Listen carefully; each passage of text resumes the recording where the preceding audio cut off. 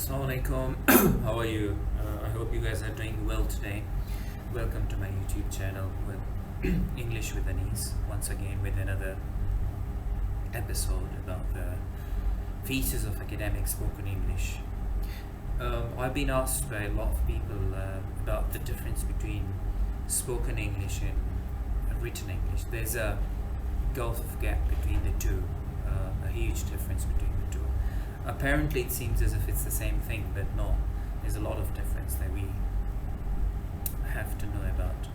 So let's dive into the topic. Spoken English is different from written English for many reasons. So spoken English has the following characteristics, and that is a variation in speed, okay, but is generally faster than writing. That's one of the characteristics. And the second one is loudness or quietness. Number third is gestures. I'm talking about the spoken English, okay?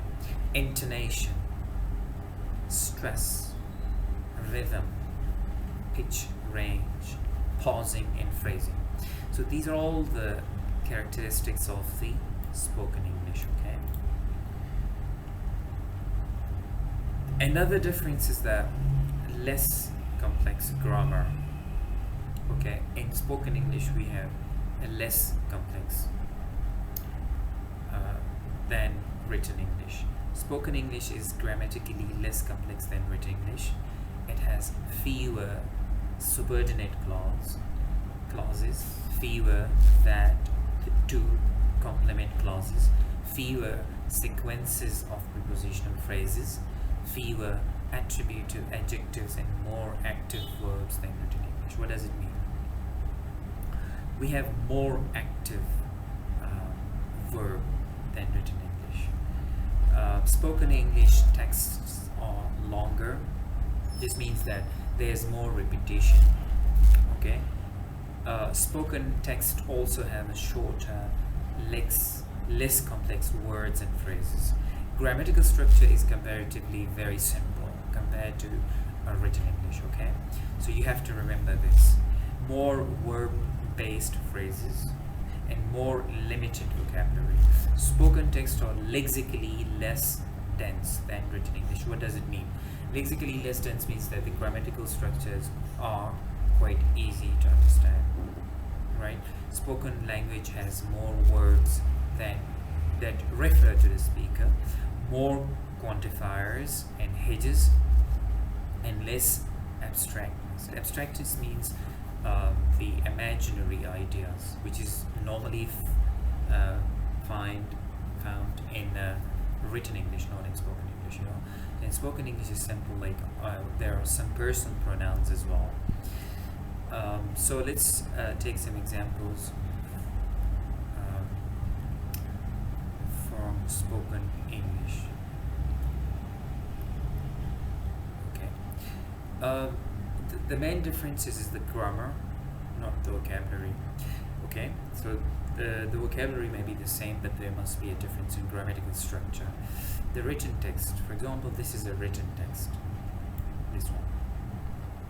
Obviously, the government is frightened of union reactions to its move to impose proper behavior on unions is more lexically dense than spoken version. Obviously, the government is frightened how the unions will react if it tries to make them behave properly.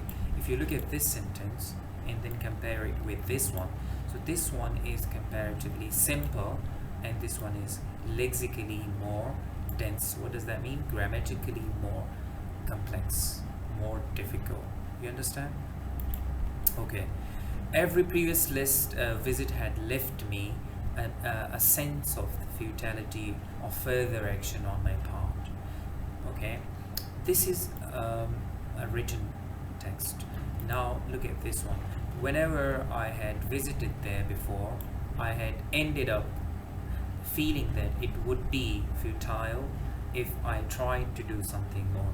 So this is a spoken English, which is more wordy, there are more words compared to this one, right? This is, the words are less, but it's lexically more dense. Okay, violence changed the face of once peaceful Swiss cities. Okay, this is a written English, and now this one is spoken.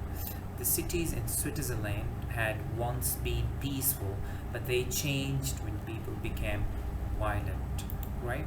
Okay, improvements in technology have reduced the risk and high costs associated with simultaneous installation.